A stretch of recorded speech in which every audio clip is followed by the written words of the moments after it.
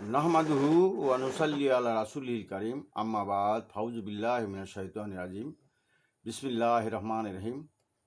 বন্ধুগণ, আমি আজকে আপনাদের সম্মুখে একটি অত্যন্ত গুরুত্বপূর্ণ বিষয়, আর তা হলো যে পুরুষাঙ্গের উত্থানজনিত সমস্যা। এটা অত্যন্ত একটা জটিল সমস্যা। যাদের মনে ইচ্ছা আকাঙ্ক্ষা রয়েছে, কামনা বাসনা রয়েছে, কিন্তু তার উত্থানজনিত সমস্যা, অর্থাৎ অন্তরে আগ্রহ আছে কিন্তু আপনার যে যন্ত্রটি বিকল হয়ে গেছে। এটি অত্যন্ত জটিল একটি সমস্যা, এবং যে সমস্যা কোনো ওষুধে ভালো হয় না, এবং সব রোগী কিন্তু ওষুধে ভালো হয় না।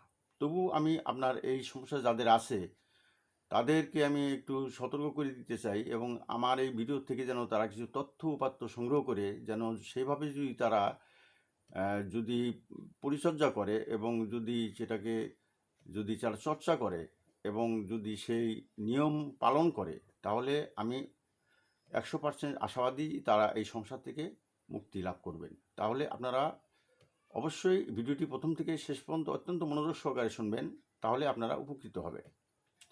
আপনাদের একটা জিনিস মনে রাখতে হবে যে বিশেষ করে পুরুষের ইচ্ছা শক্তি বা কাম শক্তি এটা বৃদ্ধ বয়স পর্যন্ত থাকে, কিন্তু দেহের উপরে অত্যাচার অনাচার, অর্থাৎ সেক্সের উপরে অত্যাচার অনাচার অবিচার ইত্যাদির কারণে, ব্যভিচার ইত্যাদির কারণে তাদের যন্ত্রটি বিকল হয়ে যেতে পারে, এবং তাদের অন্তরে কামনা বাসনা আছে, কিন্তু তাদের যে সেক্সের যে মেশিন বা পুরুষ অঙ্গটি এটা বিকল হয়ে যেতে পারে।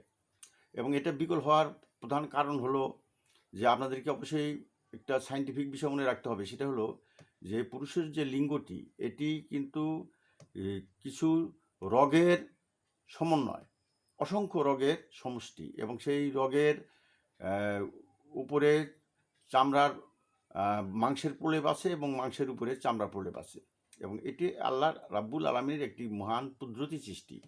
কাজে এটাকে আমরা আসলে সমাদর না করে হেলায় ফেলায় রেখে আমরা আমাদের নিজেদের পায়ে নিজেরা কুড়োল মারি।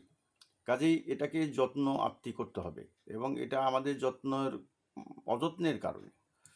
আর যারা দীর্ঘদিন সেক্সকে ব্যবহার না করার কারণে, দীর্ঘদিন সেক্স ব্যবহার না করার কারণে, এবং যারা অনেকেই হয়তো বিদেশে থাকেন, হয়তো তারা কোনো সুযোগ পান নাই সেক্সকে ব্যবহার করার, তাদেরও এই সমস্যা হইতে পারে, অথবা যারা অতিরিক্ত হস্তমিথুন করেন তাদেরও এই সমস্যা হইতে পারে।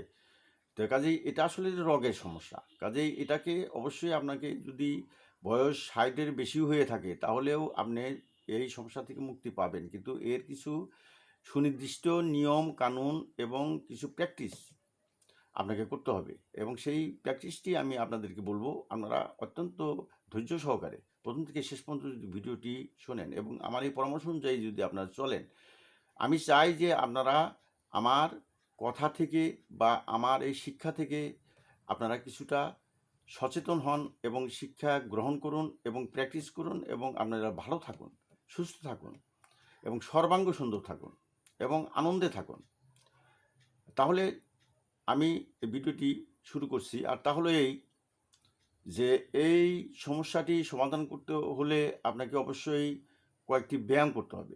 যেমন আমরা শরীরকে সুগঠিত করার জন্য, আমরা মাসুলকে শক্তিশালী করার জন্য যেমন আমরা শারীরিক ব্যায়াম করে থাকি, ঠিক তেমনই যে পুরুষাঙ্গকে শক্তিশালী করার জন্য, বলিষ্ঠ করার জন্য, এবং এটাকে সুস্থ রাখার জন্য কিছু প্রশিক্ষণের প্রয়োজন রয়েছে, কিছু চর্চার প্রয়োজন রয়েছে, কিছু প্র্যাকটিসের প্রয়োজন রয়েছে, এবং সেই প্র্যাকটিসগুলো আমি বলবো।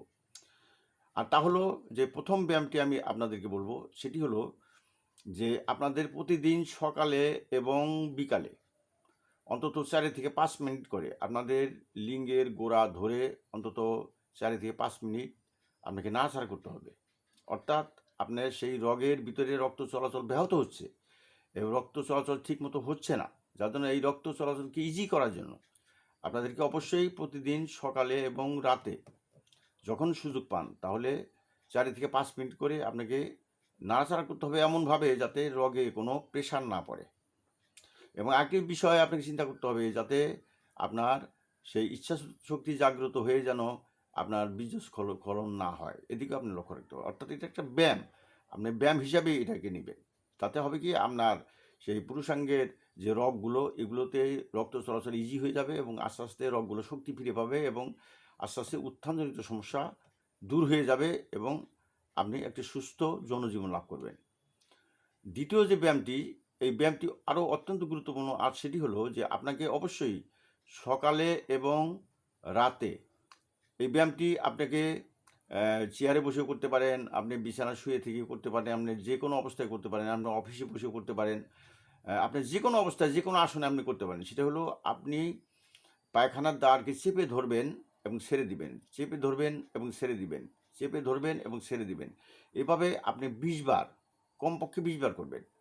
সকালে 20 বার এবং রাতে 20 বার। আর যদি দুপুরেও সময় পান দুপুরেও করবেন। আর যদি তাড়াতাড়ি ভালো হতে চান তাহলে আপনি এই ব্যায়ামটি 2 থেকে 3 বার আপনি করবেন।